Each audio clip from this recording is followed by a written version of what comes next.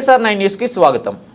జగ్గయ్యపేట పట్టణంలో హర్ఘర్ తిరంగా ర్యాలీలో పాల్గొన్న శాసనసభ్యులు శ్రీ శ్రీరామ్ రాజగోపాల్ తాతయ్య ఈ సందర్భంగా ఎమ్మెల్యే శ్రీరామ్ రాజగోపాల్ తాతయ్య జాతీయ జెండాను చేతపట్టుకొని ఎన్టీఆర్ సర్కిల్ వద్ద నుండి ర్యాలీగా వెళ్లడం జరిగింది. ఈ సందర్భంగా తాతయ్య మాట్లాడుతూ పౌరులు తమ ఇళ్లలో జాతీయ జెండాను ప్రదర్శించాలని కోరారు.